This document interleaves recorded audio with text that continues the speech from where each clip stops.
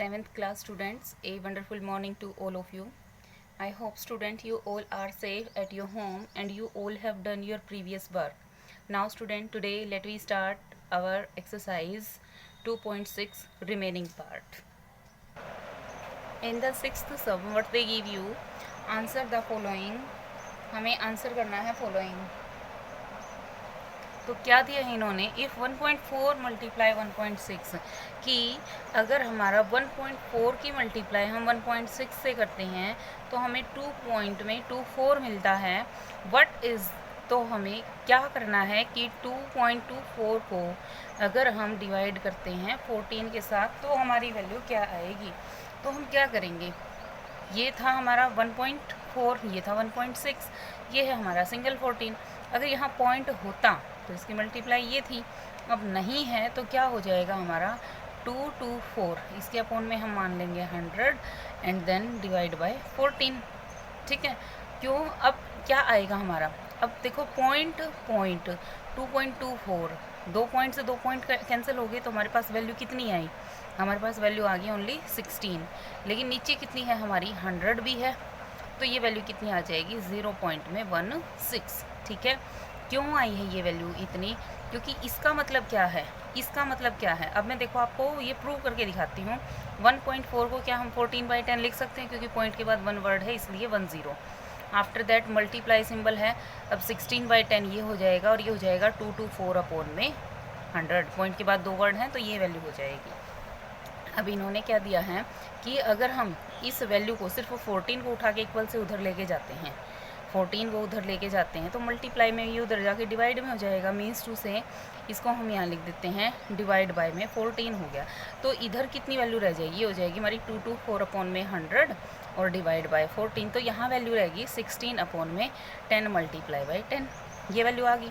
अब ये कितना हो गया, इस वैल्यू को उठा के अगर इक्वल से इधर लेके आते हैं तो ये 16 अपॉन में इतना है, मल्टीप्लाई में ये हो जाएगा हमारा 100 अपॉन में 2 to 4.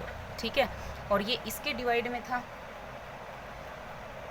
इसके डिवाइड में ये था, तो ये वैल्यू, सॉरी ऐसे नहीं होगा भाई, ये रहेगा हमारा डिवाइड बाय 14 है तो इसका रेसिप्रोकल कर लेते हैं हम.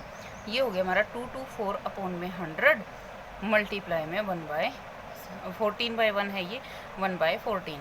100 से 100 कैंसिल हो गया है, तो अब वैल्यू क्या दी है इन्होंने, 100 से 100 कैंसिल हो गया कि अगर हम इसको 14 से डिवाइड करते हैं तो हमारे पास आता है सिंगल 16. और यही बात यहाँ मैंने लिखी थी, और पॉइंट के जहाँ ये पॉइंट था उसको रिमूव करके मैंने यहाँ 2 0 लगा दी थी, तो 2 0 से इसको डिवाइड करेंगे. तो अगर हम 2 to 4 को डिवाइड कर रहे हैं 14 से तो हमें आंसर मिल रहा है 16. ठीक है, तो लेकिन अगर हम 2.24 को इससे डिवाइड कर रहे हैं तो हमें आंसर क्या मिलेगा, जो इसके अपॉन में 100 है, जो इसके अपॉन में 100 है वो इधर जाके इसके भी अपॉन में हो जाएगा ना, तो ये वैल्यू हो जाएगी 0.16. ये था हमारा कंप्लीट एक्सप्लेनेशन. नेक्स्ट सम में क्या दिया है, इसी तरह से नेक्स्ट सम है 8.125 को अगर 3.25 से डिवाइड करते हैं तो ये वैल्यू आती है. लेकिन अगर हम 8, इसको भी हम कैसे करेंगे, देखो हमने लिख दिया 8.125 इज़ डिविजिबल बाय 3.25, तो अगर इसको डिवाइड करते हैं, ये तो हमें क्या करना है, ये वाली वैल्यू फाइंड करनी है. दे रखा है हमें 812.5 डिवाइड बाय 325, तो हमें 2.5 मिलता है. ठीक है, ये वैल्यू मिलती है हमें 2.5. तो यहाँ से क्या वैल्यू निकलेगी हमारी अगर हम इसको डिवाइड करेंगे, तो कैसे कर देंगे हम इसको, अगर रिमूव करते हैं तो 8125 अपॉन में 10 डिवाइड में 325, तो हमें 2.5 दे रही है. ठीक है, यहाँ क्या है हमारा 8.125, तो 8125 अपॉन में 3 वर्ड हैं तो 1000 हो जाएगा. डिवाइड में 3.25 है तो पॉइंट के बाद 2 वर्ड हैं तो यहाँ क्या हो जाएगा हमारा 100. अब हम इसका रेसिप्रोकल कर देंगे तो वैल्यू कितनी बच जाएगी, 81 में 25 अपॉन में 1000, इसका उल्टा करेंगे मल्टीप्लाई सिंबल 100 अपॉन में 325. तो ये तो इससे डिवाइड हो रहा है 2 0 से, 2 0 भी कैंसिल हो गई हैं, तो अब ये एक 0 रह गई है ना, तो एक 0 रहेगी, इसका मतलब ये पॉइंट है और ये वैल्यू इन्होंने यहाँ दे रखी है 325 को अगर इससे डिवाइड करते हैं तो वही हमारा सेम बात आ गई, ये आंसर 2.5 ही आएगा. ठीक है, ये आपको इस तरह से करना है।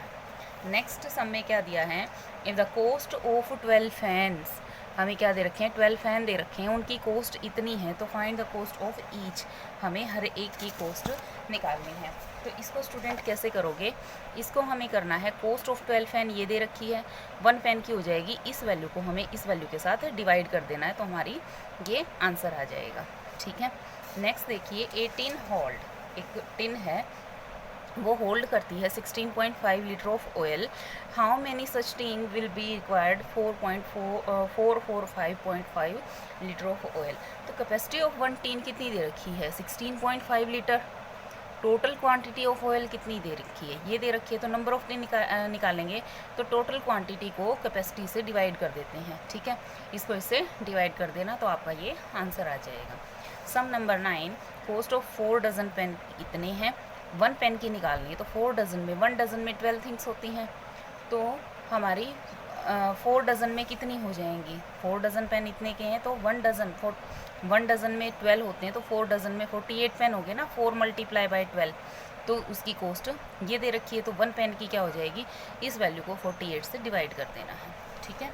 नेक्स्ट क्या दिया है, the product of 2 decimal is 370.52, one of them is this, find the other. तो प्रोडक्ट दे रखी है 2 की, तो यहाँ हम क्या लिखेंगे, let the decimal be x। अगर हम 2 वाली प्रोडक्ट को, जो हमें 1 नंबर दे रखा है, उससे डिवाइड कर देंगे, तो हमें 3rd नंबर मिल जाएगा। आपको इस तरह से इस सम को करके दिखाना है। नेक्स्ट देखिए, question number 11,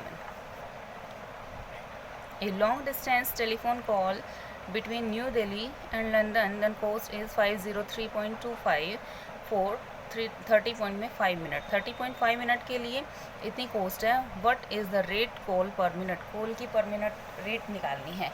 so cost of call 3.5 minute इतनी, so cost rate per minute 1 minute की कितनी हो जाएगी, इस वैल्यू को इससे डिवाइड कर देंगे। ठीक है।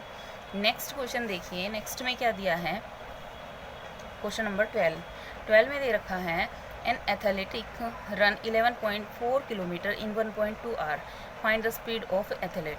अब 1.2 आवर पे वो जा रहा है इतने किलोमीटर, स्पीड निकालनी है, स्पीड हमारी पर आवर होती, किलोमीटर पर आवर होएगी, तो हम इस वैल्यू को इसके साथ डिवाइड कर देंगे, तो हमारी क्या आ जाएगी, स्पीड आ जाएगी। स्पीड का फॉर्मूला होता है डिस्टेंस अपॉन में टाइम। ठीक है, जो हमारा डिस्टेंस होएगा उसके अपॉन में टाइम। नेक्स्ट है, if each side of regular polygon 7.32 centimetre, its parameter is this, then find the number of side.